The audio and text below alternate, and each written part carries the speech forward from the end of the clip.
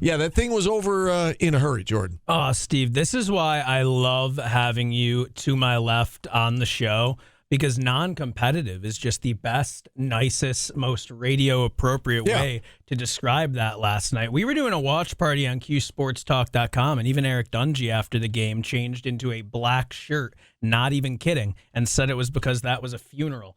That was terrible. That was non-competitive, and before we complain about it, I'm going to start with one thing here, and I'm not going to call anybody out, but I did see a couple of tweets last night that were along the lines of, why am I donating to this team? Like, I'm not in a giving mood, like, blah, blah, blah. I want to make this very clear. It's a new era. You want to compete in these games. Yes, that was unbelievably embarrassing. This has nothing to do with next year's team. This has nothing to do with next year's staff. This has nothing to do with next year's roster. So please do not let the absolute travesty we all went through last night kill any of the momentum that Syracuse football has right now. You know, it's funny you should bring that up, Jordan, because, I was on social media last night as well while I'm watching the game, and people were angry. Yeah. And I was angry, but I don't totally understand it, because I get that you're disappointed with what you saw, and I get that, but with all the positive vibes that we've seen around this program the last 3 weeks, to your point, like what happened last night is going to look nothing like the team is going to look nothing like it did last night. Now, I don't know if the product's going to be better. I assume it's going to be better next year. I think we all assume it's going to be better next year.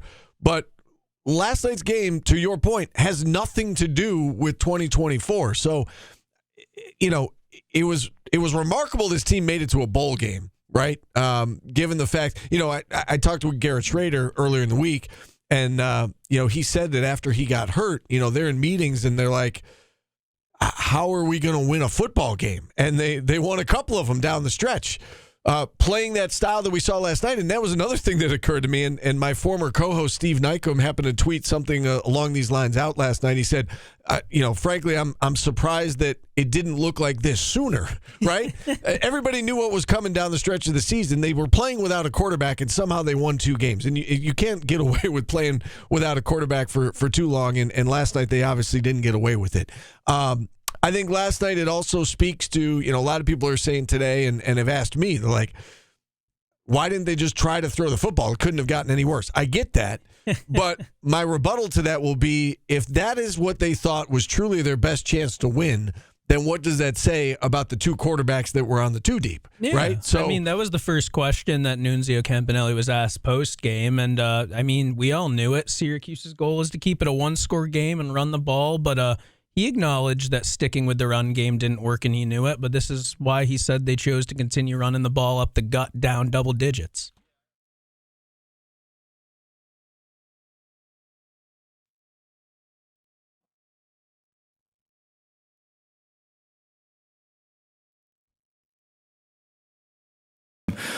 Down the line, but we're pretty much in a situation where we had to do what we had to do, and those guys are 2 of our best players, so we felt like that was going to give us the best chance to win. Really, when we got behind early, we had opportunities early to get that turnover and had a chance to score, and then we kind of botched that.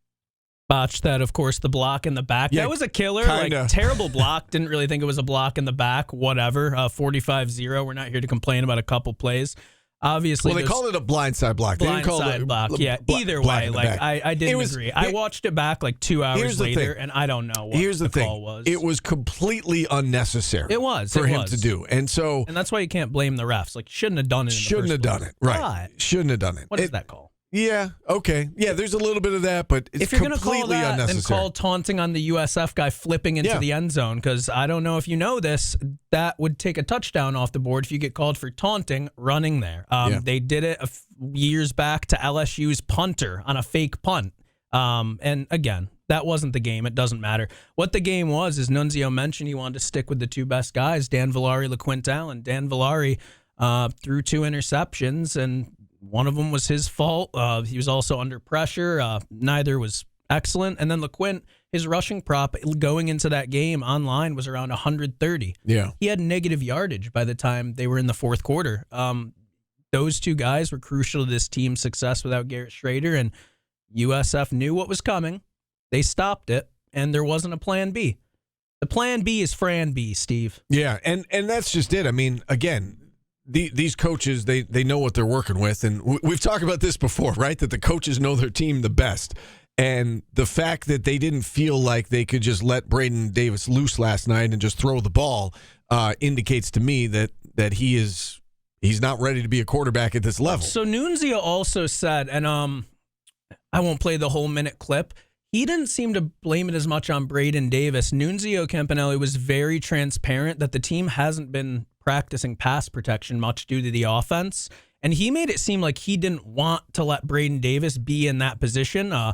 Maybe him getting sacked from the blind side showed us why, but how does that... How do you want to react to that? Because that's just a wild thing to say. Like, we weren't prepared to protect against the pass. Again, they did what they felt like they had to do to win the game. And if they thought that their best option was to not have their quarterback throw the football, to me, that says a lot of, I think that's a nice way of defending Braden Davis. Okay. But, he doesn't want to throw him under the bus. But if they thought that he was capable, then they would have worked on pass protection, right? I mean, they had 3 weeks to get ready for the game, right?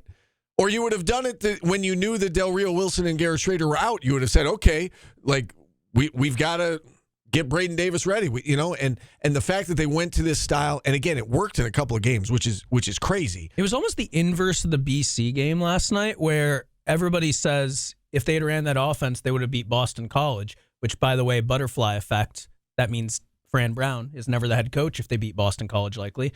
Last night, if they had just gone in, came up with a different game plan, and slung the rock around, I think that game could have gone a lot differently because USF knew what was coming every play. And South Florida is not good at stopping the pass. They didn't have to stop the pass last night, and they feasted, right? And we know that Syracuse playing like that, they can't fall behind. And, you said that the call on the blindside block didn't decide the game. You're right. Obviously, it was a total annihilation. But if they score there and it's 7-7, that's a lot different than 14-0. And now, you're playing from behind. And, again, South Florida knew what was coming. Syracuse didn't change its game plan at all. And, again, to me, that speaks to the quarterbacks. Maybe it's an indictment on the offensive line. Nunzio seems to indicate that after the game, that it was an indictment on them as well. But we said we wanted to see what Braden Davis had, and if he was, the backup next year behind Kyle McCord, and it looks like maybe that's not the case. It doesn't look like he's ready to play at this level. If they didn't feel like they could have him throw a football when they're down by multiple scores, I think that kind of says it all. So, I agree with you. No, I don't want to blame it too much on him because I do think there is something to be said about, hey, we're not going to put the kid in there and let him get killed behind a bad pass protecting offensive line. But I also agree, like, they would have gone in with that game plan if they thought Braden Davis would win them that game. Yeah. Or you build in a couple play action fakes right in the beginning of the game and go deep. Maybe guys would have been open because they were expecting handoffs and whatnot. But just the play at the beginning too, where there was some sort of attempt at a double reverse pass, and then Braden Davis didn't get off the line quick enough, and that all blew up. And even if he got the ball, what would have happened? Because then he's running across his body with the football trying to throw. But when you play a play style where you need it to be a close game the entire time, 2 or 3 plays can kind of end the game. And I don't know. Again, I'm really struggling with how much to care about that because Fran Brown was at the game. Kyle McCord was at the game. All the recruits and everybody were at the game. And you could look at that the whole game and say, hey, this isn't going to last long. Well, it's a new era. But that was also just embarrassing. You were in on Fran Brown's press conference the day before when for signing day. And the question was asked, I forget who asked the question, but somebody asked him, what are you most looking forward to with this bowl game? And he said, first and foremost, I'm looking forward to a win. I want to see Nunzio, da-da-da, he's my guy, blah, blah, blah. But then he said, what I really want is for 11:30 to come and for me to be able to address the team. And I am, completely in charge. I forget exactly how he put it. I'm completely in charge of this team, and off we go, and it's time to get to work. Even him, the head coach of the program, just wanted this game to get over with, right? And I think a lot of fans felt the same way. They just wanted this game to get over with. Yeah, I would say once it started, I did. Well, right. But, I mean, even going into it, you're like, well, what are we going to learn? Like, you had to know, like, they're playing with a third-string quarterback who, obviously, the coaches felt like couldn't throw the football. You had to know that that is not an ideal way to go into a game, right? I mean, it's not like because 3 weeks went by, all of a sudden things are going to change. I mean, they struggled to win a couple games down the stretch to qualify. You had to figure they were probably going to struggle again last night. I didn't think it was going to be like that. But I guess my point is, I don't know what we were going to learn last night anyway. Like, it was just kind of like, it's an exhibition game. Cool. That's great. They got a reward. They get to go to Florida. But what really matters is that Fran Brown, as you said, is here. He's got Kyle McCord. He's got all these 3 and 4 stars that have committed. The future looks bright. That's what really matters. And I guess I was a little caught off guard how angry a lot of SU fans seemed last night because, okay, it didn't go well. You're playing without a quarterback. Like, think about that. Like, it is the most important position in all of sports. It's like trying to win a hockey game without a goalie.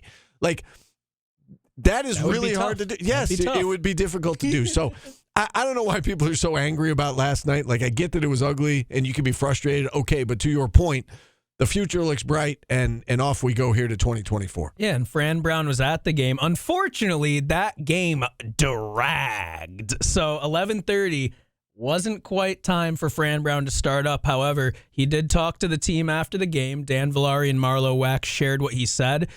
And my favorite thing about this is when they say it, I can hear it in Fran Brown's voice. I mean, he just told us that we're not going to lose anymore, and I believe him 100%. And he said the first thing we got to do is go home to our families and enjoy that. And then we'll focus on workouts when we get back.